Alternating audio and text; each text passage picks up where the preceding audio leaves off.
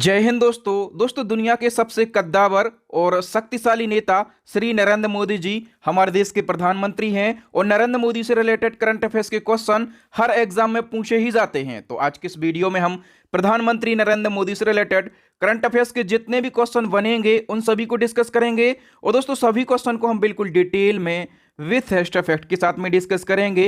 तो दोस्तों आपको क्या करना है, वीडियो को बिना स्किप किए मेरे साथ में लास्ट तक जरूर देखना है। तो चलिए दोस्तों बिना किसी देरी के शुरुआत कर लेते हैं नंबर फर्स्ट क्वेश्चन से। और पहला हमारा क्वेश्चन है, पहला लता दीननाथ मंगेशकर पुरस्कार किसे दिया गया। दोस्तों यदि आपको पहले से किसी क्वेश्चन का आंसर पता है तो वीडियो को पॉज करके अपना आंसर भी लगा सकते हैं।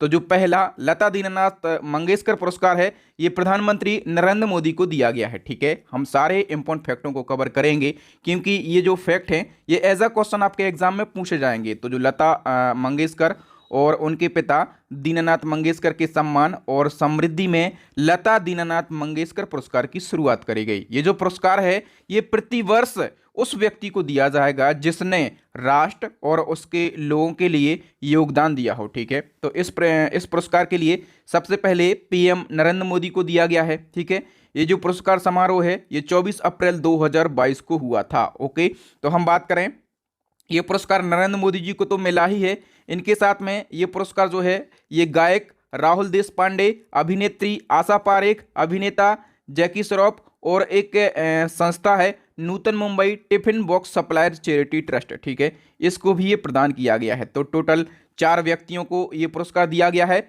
और एक संस्था को ये पुरस्कार दिया गया है। और ये जो पुरस्कार है ये अप्रैल 2022 में शुरू किया गया था। ठीक है, तो पहली बार किसको दिया गया, तो याद रखना पहली बार ये पुरस्कार नरेंद्र मोदी जी को दिया गया है। ठीक है, अब कुछ भी यहाँ से आपके एग्जाम में क्वेश्चन बन सकता है तो मैंने वो सभी फैक्ट आप लोगों के लिए बता दिए हैं। नंबर सेकंड क्वेश्चन की हम बात करेंगे और नंबर सेकंड हमारा क्वेश्चन है, हाल ही में अमेरिका के सर्वोच्च सम्मान लीजन ऑफ मेरिट से किसे सम्मानित किया गया।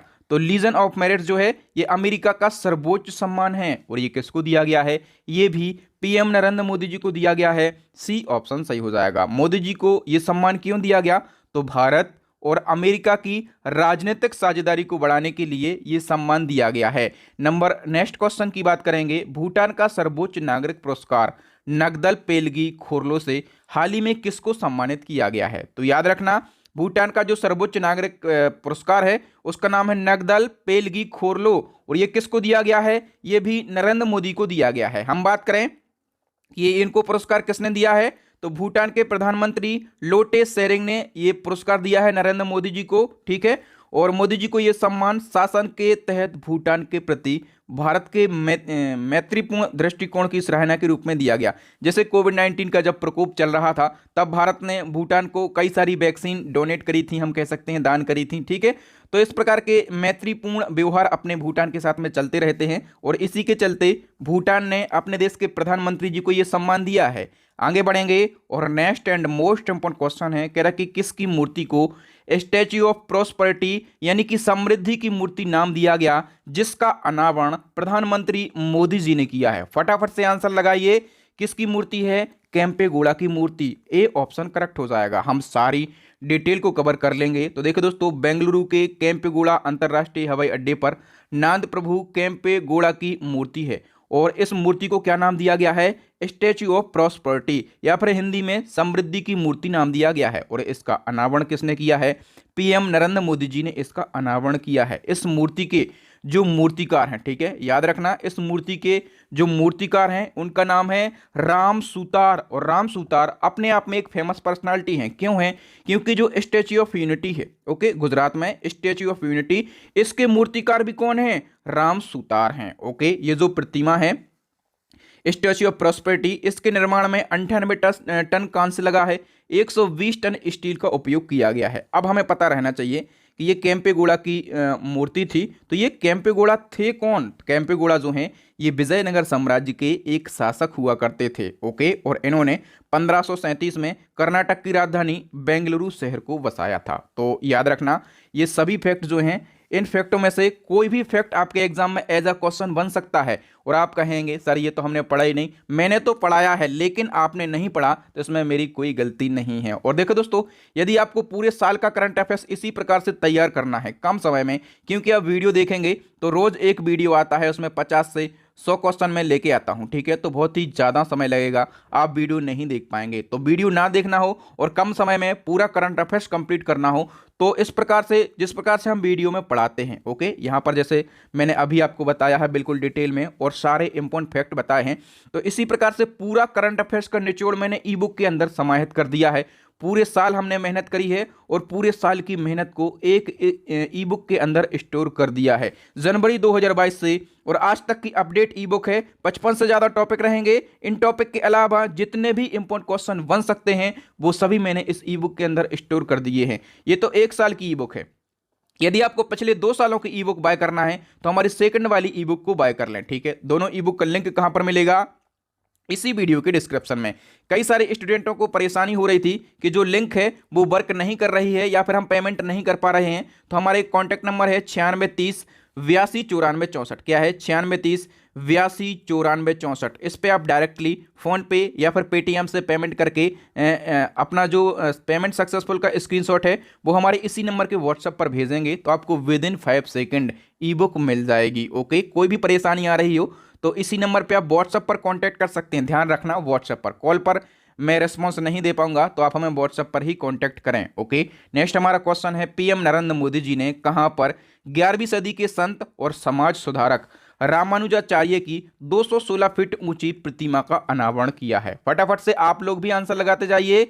सही आंसर क्या हो जाएगा? हैदराबाद में। हम सारे इंपॉर्टेंट फैक्टों को कवर कर लेते हैं। तो 5 फरवरी 2022 को पीएम नरेंद्र मोदी जी ने हैदराबाद में 11वीं सदी के संत और समाज सुधारक रामानुजाचार्य की प्रतिमा, इसकी ऊंचाई कितनी है?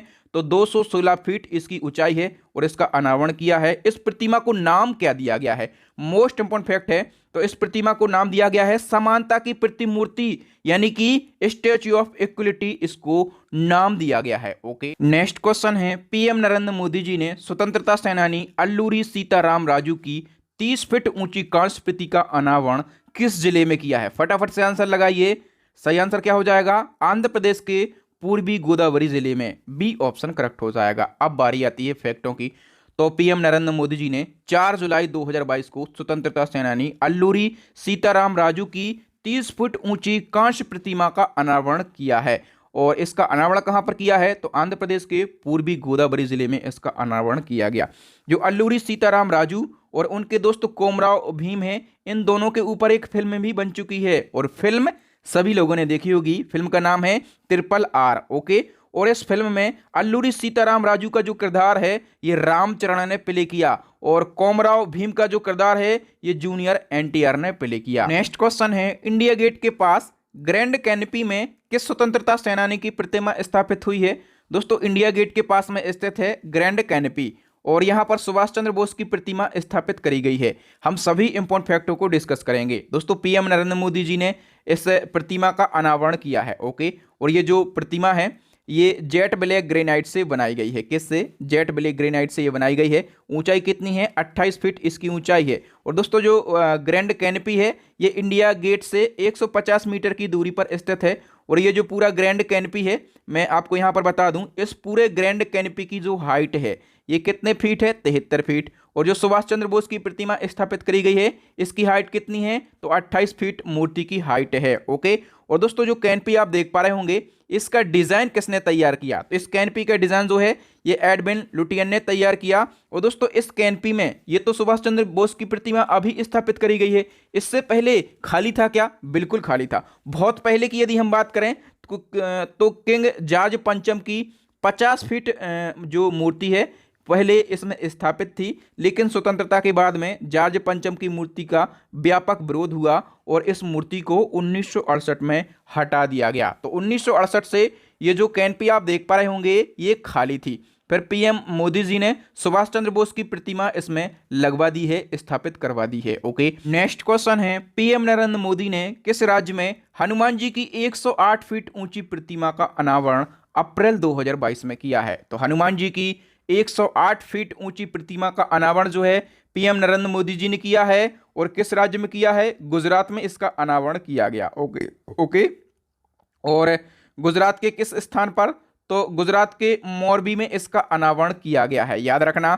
नेक्स्ट वन की हम बात करें और नेक्स्ट हमारा क्वेश्चन है, नई दिल्ली की किस प्रसिद्ध इमारत को प्रधानमंत्री संग्रहालय में परिवर्तित किया गया है। नई दिल्ली में एक इमारत थी 3 मूर्ति भवन, और इस इमारत को प्रधानमंत्री संग्रहालय में परिवर्तित कर दिया गया है। ठीक है, और प्रधानमंत्री संग्रहालय का फिर उद्घाटन किया है पीएम नरेंद्र मोदी जी ने, और इसका उद्घाटन फिर कब किया गया? अप्रैल 2022 में इसका उद्घाटन किया गया। ओके, नेक्स्ट क्वेश्चन है, प्रधानमंत्री नरेंद्र मोदी ने किस राज्य में भारत के पहले भूकंप स्मारक का उद्घाटन किया?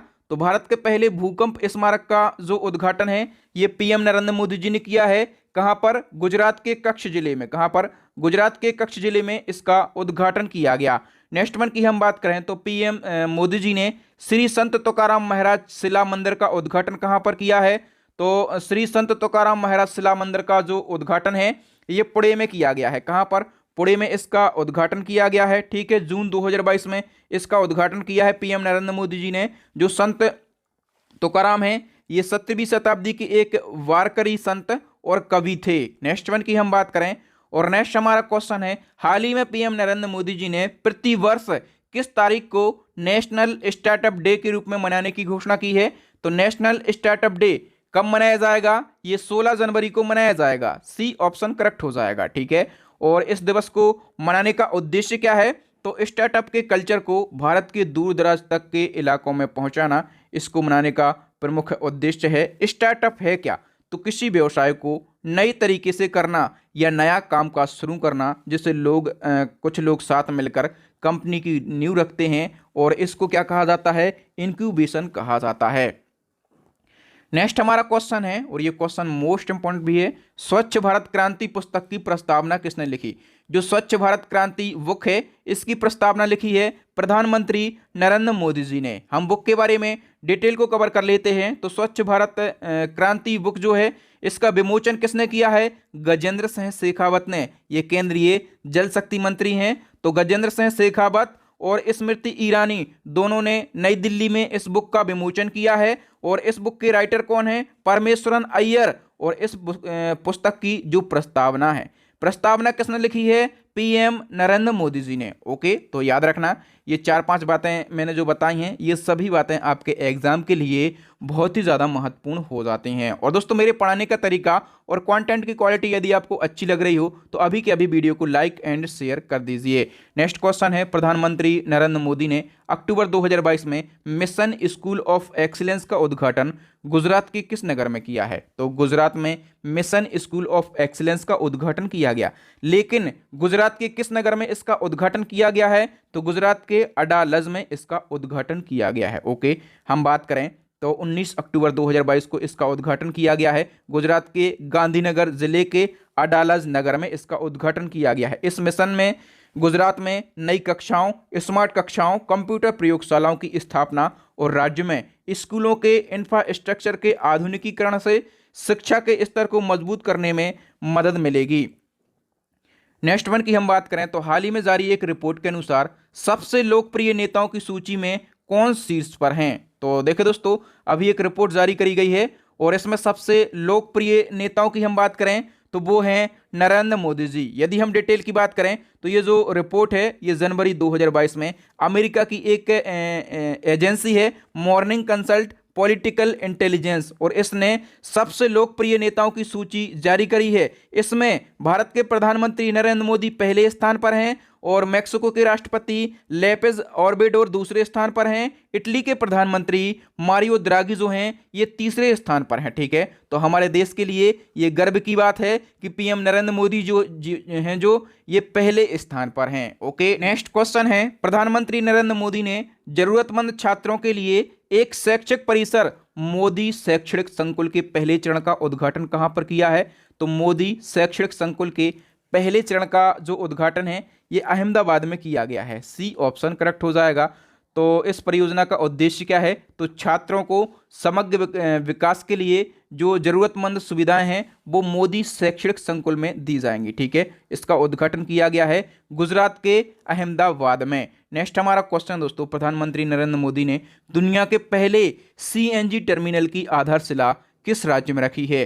मोस्ट इंपॉर्टेंट क्वेश्चन है। दुनिया के पहले सीएनजी टर्मिनल की जो आधारशिला है ये कहां पर रखी गई है? गुजरात में रखी गई है। सी ऑप्शन करेक्ट हो जाएगा। हम डिटेल की बात करें तो गुजरात के भावनगर में इसकी आधारशिला रखी है पीएम नरेंद्र मोदी जी ने। ये जो टर्मिनल है 4,000 करोड़ की लागत से विकसित किया जाएगा और 2026 तक इसके चालू होने की उम्मीद है। इसकी सालाना क्षमता कितनी रहेगी? तो 50 टन जो है इसकी सालाना क्षमता रहेगी। दुनिया का पहला सीएनजी टर्मिनल है, इसलिए क्वेश्चन और भी ज़्यादा इंपॉर्टेंट हो जाता है। नेक्स्ट हमारा क्वेश्चन है, भारत में मोबाइल नेटवर्क 5G की शुरुआत कब से हुई? सभी लोग 4G यूज़ कर रहे हैं अभी प्रेजेंट में, तो ये आपको ज़रूर याद रखना है कि 5G की शुरुआत कब से हुई। तो 5G की शुरुआत हुई है 1 अक्टूबर 2022 से, ठीक है। और नरेंद्र मोदी जी के द्वारा इंडियन मोबाइल कांग्रेस कॉन्फ्रेंस जो हुई थी नई दिल्ली में, उसमें इस सर्विस को लॉन्च किया है पीएम नरेंद्र मोदी जी ने, ठीक है। पहले चरण में ये जो सर्विस है ये 13 शहरों में शुरू की जाएगी और ऐसा माना जा रहा है कि 2023 के अंत तक इसका विस्तार पूरे देश में हो जाएगा। 5G की स्पीड कितनी रहेगी पर सेकंड? आप हमें कमेंट सेक्शन में कमेंट करके जरूर बताएं। नेक्स्ट क्वेश्चन है, हाल ही में प्रधानमंत्री नरेंद्र मोदी जी ने वैश्विक आयुष निवेश और नवाचार शिखर सम्मेलन का उद्घाटन किस स्थान पर किया है? फटाफट से आंसर लगाइए। तो इसका उद्घाटन जो है गुजरात के गांधीनगर में किया गया है। वी ऑप्शन करेक्ट हो जाएगा। नेक्स्ट क्वेश्चन है, पीएम मोदी जी ने देश के पहले बुलियन एक्सचेंज का उद्घाटन कहां पर किया है? देश के पहले बुलियन एक्सचेंज का जो उद्घाटन है ये पीएम मोदी जी ने कहां पर किया है? गुजरात के गांधीनगर में। ज्यादातर चीजों का जो उद्घाटन है ये आप लोगों के लिए कहां पर देखने के लिए मिलेगा, आप लोग हमें वीडियो के बाद में कमेंट करके जरूर बताएं, ठीक है। खैर हम डिटेल की बात कर लेते हैं। तो मोदी जी ने जुलाई 2022 को देश के पहले बुलियन एक्सचेंज का उद्घाटन किया है और गुजरात की राजधानी गांधीनगर में स्थित गिफ्ट सिटी में इसको स्थापित किया गया है। हम जान लेते हैं क्या होता है बुलियन। बुलियन का मतलब होता है उच्च शुद्धता का फिजिकल गोल्ड और सिल्वर, जिसे सिल्लियों या सिक्कों के रूप में रखा जाता है, ठीक है। ये होता है बुलियन। नेक्स्ट वन की हम बात कर लेते हैं। तो प्रधानमंत्री मोदी जी ने मिशन लाइफ का उद्घाटन किस राज्य में किया है? मिशन लाइफ का उद्घाटन किस राज्य ने किया है? मोदी जी ने गुजरात राज्य में किया है। तो 20 अक्टूबर 2022 को और गुजरात के एकता नगर में मिशन लाइफ का उद्घाटन किया गया, ठीक है। मिशन लाइफ की यदि हम बात करें तो हमारे पर्यावरण को जलवायु परिवर्तन के प्रभाव से बचाने के लिए एक ग्लोबल मूवमेंट है, ठीक है। और मिशन लाइफ जो है ये P3 यानी कि प्रो, प्लैनेट और पीपल की अवधारणा को मजबूत करेगा। नेक्स्ट वन की हम बात करें और नेक्स्ट क्वेश्चन है, प्रधानमंत्री मोदी जी ने हर साल किस दिन वीर बाल दिवस मनाने की घोषणा करी है? वीर बाल दिवस ये हर साल किस तारीख को मनाया जाएगा? 26 दिसंबर को ये मनाया जाएगा। ए ऑप्शन करेक्ट हो जाएगा। तो दोस्तों सिखों के 10वें नंबर के गुरु, इनका नाम क्या है? इनका नाम है गुरु गोबिंद सिंह जी। और इनकी जयंती कब होती है? तो इनकी जयंती होती है 9 जनवरी को। तो 9 जनवरी की जो प्रकाश पर्व है इसके मौके पर पीएम मोदी जी ने सिखों के 10वें नंबर के गुरु गुरु गोबिंद सिंह के चारों बेटों को श्रद्धांजलि देने के लिए हर साल 26 दिसंबर को वीर बाल दिवस के रूप में मनाने की घोषणा करी है। एक और फैक्ट याद रखना है, ये तो वीर बाल दिवस अब मनाया जाएगा हर साल 26 दिसंबर को, लेकिन बाल दिवस हर साल कब मनाया जाता है? 14 नवंबर को बाल दिवस मनाया जाता है चाचा नेहरू के जन्म दिवस के उपलक्ष्य पर। नेक्स्ट क्वेश्चन क्या है? पीएम मोदी जी ने मेजर ध्यानचंद खेल रत्न विश्वविद्यालय की आधारशिला कहां पर रखी है? मेजर ध्यानचंद खेल रत्न विश्वविद्यालय की जो आधारशिला है ये मेरठ में रखी गई है। और किसने रखी है?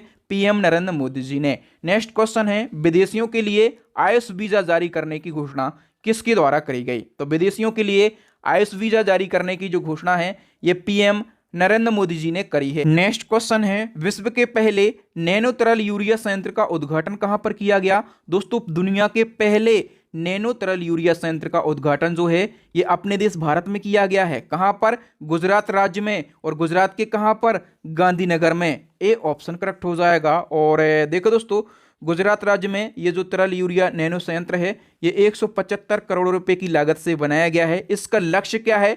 उत्पादकता बढ़ाने के लिए किसानों को साधन उपलब्ध कराना और उनकी आय में वृद्धि करना इसका प्रमुख लक्ष्य है। नेक्स्ट क्वेश्चन है, भारत ड्रोन महोत्सव 2022 का उद्घाटन किसने किया है?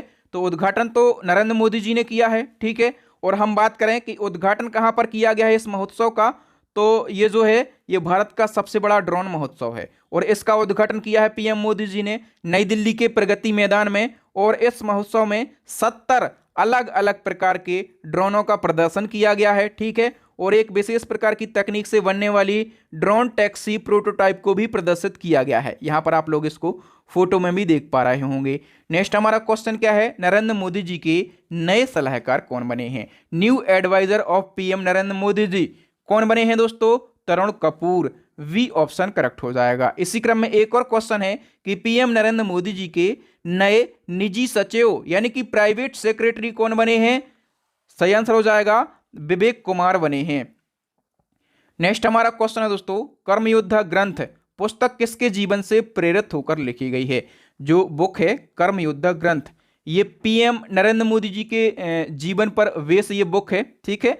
और याद रखना, यदि पूछा जाए कि कर्मयोद्धा ग्रंथ नामक जो बुक है, इस बुक का विमोचन किसने किया है, तो गृह मंत्री अमित शाह ने। किसने? अमित शाह ने इस बुक का विमोचन किया है। ओके, नेक्स्ट वन की हम बात करें, हाल ही में प्रधानमंत्री नरेंद्र मोदी की उपस्थिति में अयोध्या में कितने लाख दीप प्रज्वलित कर Guinness book of world record बनाया गया है? अयोध्या में कितने दीपों को प्रज्वलित करके Guinness book of world record बनाया गया है? 15.76 लाख। ए ऑप्शन करेक्ट हो जाएगा। नेक्स्ट वन की हम बात करें, पीएम नरेंद्र मोदी जी ने भारत की G20 अध्यक्षता के लिए कौन सी थीम लॉन्च करी है? तो भारत की जो G20 की अध्यक्षता है 2023 में कौन सा देश कर रहा है? अपना देश भारत। और इसके लिए पीएम नरेंद्र मोदी जी ने थीम लॉन्च करी है। थीम कौन सी है? वसुधैव कुटुंबकम। बी ऑप्शन करेक्ट हो जाएगा। हम सभी इंपॉर्टेंट फैक्टों को एक बार में आसान भाषा में डिस्कस कर लेते हैं।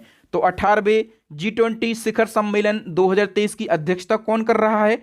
अपना देश भारत कर रहा है, ठीक है। और नरेंद्र मोदी जी ने G20 का अभी लोगो भी लॉन्च कर दिया है, थीम भी लॉन्च कर दी है, वेबसाइट भी लॉन्च कर दी है और ऐप भी लॉन्च कर दिया है। थीम क्या है? वसुधैव कुटुंबकम। हिंदी में कहेंगे एक धरती, एक परिवार और एक भविष्य, ठीक है। वेबसाइट भी लॉन्च करी है www.g20.in। ऐप भी लॉन्च कर दिया है, ऐप का नाम है G20 इंडिया। तो ये सारी बातें आपको याद रखना है। 2023 G20 की जो अध्यक्षता है ये अपना देश भारत कर रहा है। नेक्स्ट हमारा क्वेश्चन है, accelerating India 7 year of Modi government पुस्तक के लेखक कौन है? फटाफट से आंसर लगाइए। तो एक्सेलरेटिंग इंडिया, केवल आपको बुक का टाइटल याद रखना है और इस बुक के राइटर का नाम है KJ अल्फोंस। वी ऑप्शन करेक्ट हो जाएगा, ठीक है। और इस पुस्तक का जो विमोचन है ये तत्कालीन उपराष्ट्रपति एम वेंकैया नायडू ने किया है। और इस पुस्तक के जो लेखक हैं ये हैं पूर्व केंद्रीय मंत्री और राज्यसभा के सदस्य KJ अल्फोंस, ठीक है। और इस पुस्तक में क्या बताया गया है? तो 7 वर्षों में भारत की सुधार यात्रा के विभिन्न पहलुओं का उल्लेख किया गया है। नेक्स्ट हमारा क्वेश्चन है, प्रधानमंत्री नरेंद्र मोदी जी ने कहां पर डिजिटल इंडिया वीक 2022 का उद्घाटन किया है? डिजिटल इंडिया वीक 2022 का जो उद्घाटन है ये कहां पर किया गया है? गुजरात के गांधीनगर में इसका उद्घाटन किया गया है, ठीक है। और हम बात करें कि इसका आयोजन कब से कब तक, तो 4 जुलाई से 9 जुलाई तक इसका आयोजन किया गया। और डिजिटल इंडिया वीक की यदि हम बात करें थीम क्या रही है इस साल, तो न्यू इंडिया टेक्नोलॉजी इंस्पिरेशन इसकी थीम रही है। नेक्स्ट क्वेश्चन है, लॉजिस्टिक क्षेत्र की बेहतरी के लिए पीएम नरेंद्र मोदी जी ने किस पॉलिसी को लॉन्च किया है? तो सही आंसर क्या हो जाएगा? नेशनल लॉजिस्टिक पॉलिसी को लॉन्च किया है। ए ऑप्शन करेक्ट हो जाएगा। और हम बात करें कि इस पॉलिसी को शॉर्ट में कहेंगे LNP, ठीक है। हिंदी में क्या कहेंगे? तो राष्ट्रीय रसद नीति इसको हिंदी में कहेंगे, राष्ट्रीय रसद नीति इसको हिंदी में हम कहेंगे। नेक्स्ट क्वेश्चन क्या है, पुस्तक एग्जाम वॉरियर्स का ब्रेल संस्करण किसने तैयार किया? ये क्वेश्चन भी मोस्ट इंपोर्टेंट क्वेश्चन है। तो एग्जाम वॉरियर नामक जो बुक है इसका जो ब्रेल संस्करण है, ठीक है, ये तैयार किया है राजस्थान नेत्रहीन कल्याण संघ की ब्रेल प्रेस ने, ठीक है। हम डिटेल की बात कर लेते हैं। तो पीएम नरेंद्र मोदी जी ने ये बुक लिखी थी एग्जाम वॉरियर, ठीक है। ये बुक जो है ये बच्चों के लिए प्रसिद्ध बुक है और इसका एक ब्रेल संस्करण भी तैयार किया है किसने? राजस्थान नेत्रहीन कल्याण संघ ने इसका ब्रेल संस्करण तैयार किया है। और इस ब्रेल संस्करण का विमोचन जो है ये थावर चंद गहलोत ने किया है। नेक्स्ट क्वेश्चन है, पुस्तक मोदी इंडिया कॉलिंग 2021 के लेखक कौन है?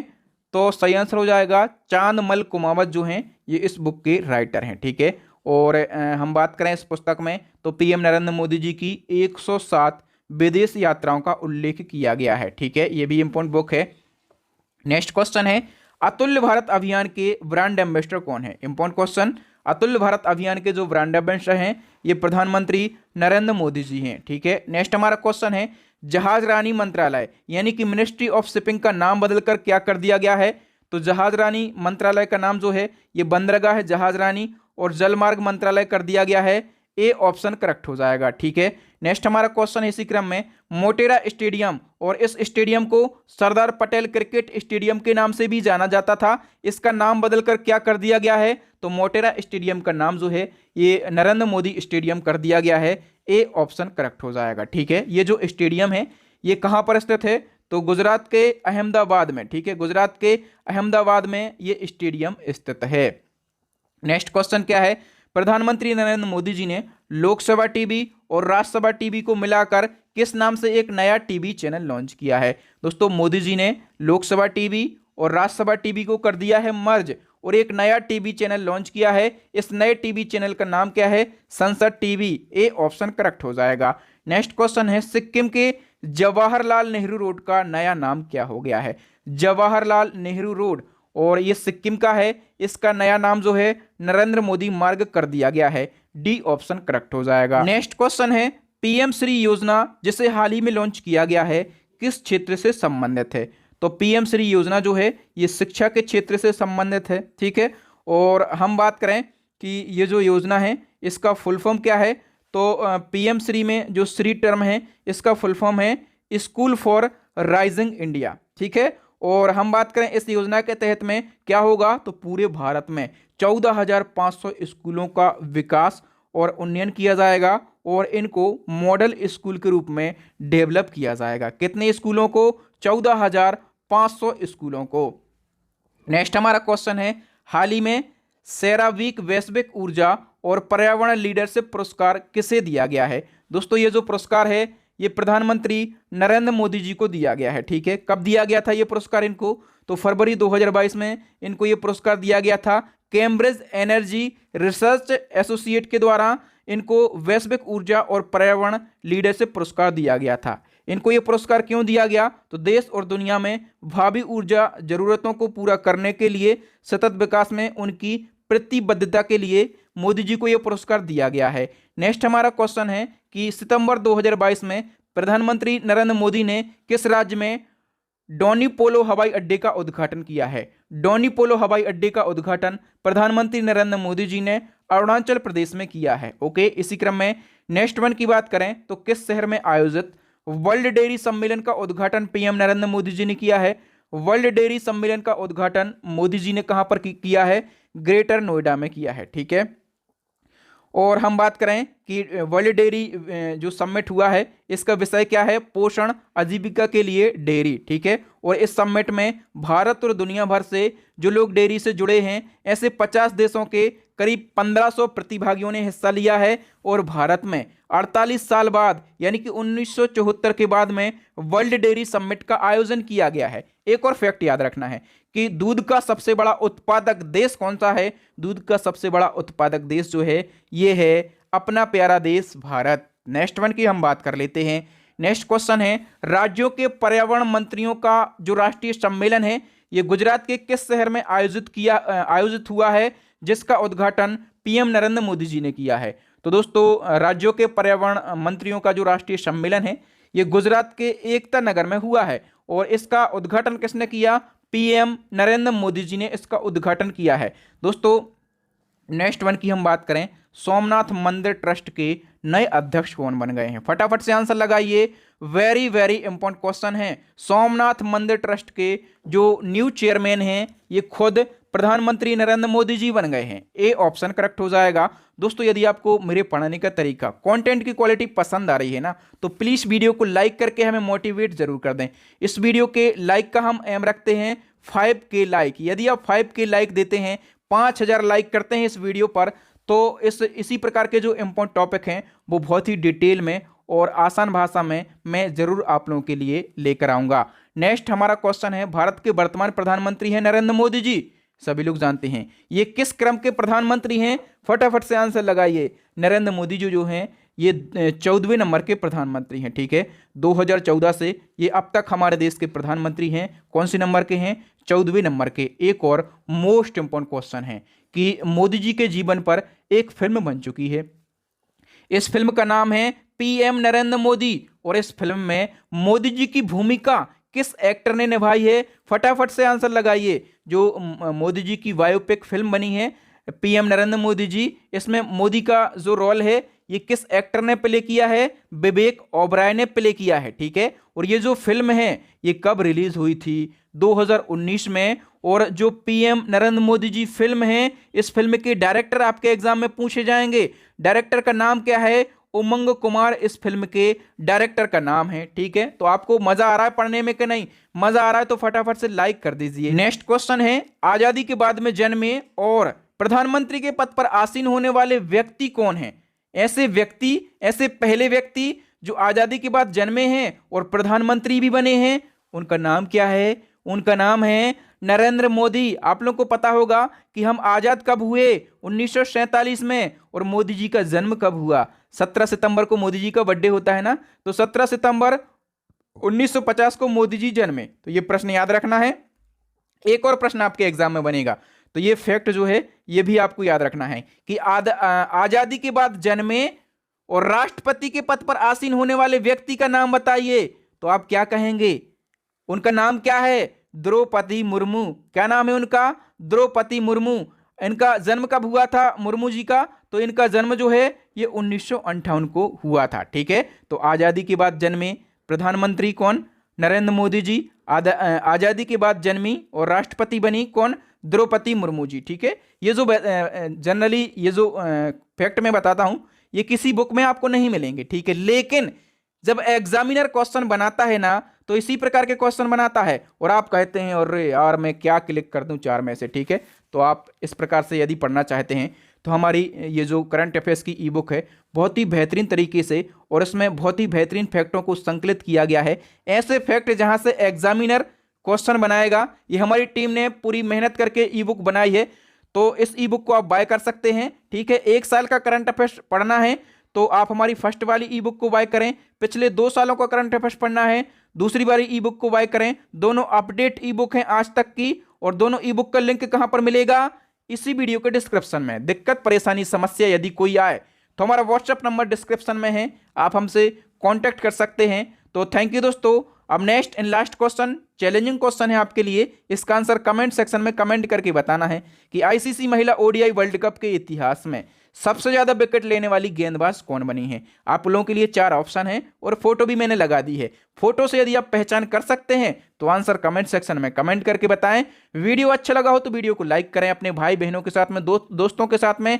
आपके मोबाइल के व्हाट्सएप टेलीग्राम पर जितने भी स्टडी से रिलेटेड ग्रुप हों सभी ग्रुपों में इस वीडियो को शेयर करके हमें सपोर्ट करें। और जो नए स्टूडेंट हैं इसी प्रकार के वीडियोस डेली देखना चाहते हैं तो हमारे चैनल को सब्सक्राइब कर लें, साथ में बेल आइकन दबा लें ताकि जब भी मैं कोई नया और लेटेस्ट वीडियो डालूं तो उसका नोटिफिकेशन आपको सबसे पहले मिल सके। आपको यहां वहां सर्च करने की, भटकने की जरूरत ना पड़े। इसी प्रकार के दमदार मजेदार वीडियो हम बनाते रहते हैं, तो हमारी प्लेलिस्ट को विजिट करें। प्लेलिस्ट की लिंक मिलेगी आई बटन में, नीचे डिस्क्रिप्शन में, या फिर अभी आपको स्क्रीन के ऊपर 3 वेरी यूजफुल वीडियो दिख रहे होंगे। इन वीडियोस को जरूर देख लें। तो थैंक यू मेरे प्यारे दोस्तों। राम राम, दुआ सलाम। मिलते हैं नेक्स्ट वीडियो में किसी न्यू टॉपिक के साथ में। आप भी हमें टॉपिक सजेस्ट कर सकते हैं। तब तक के लिए जय हिंद, जय भारत, वंदे मातरम।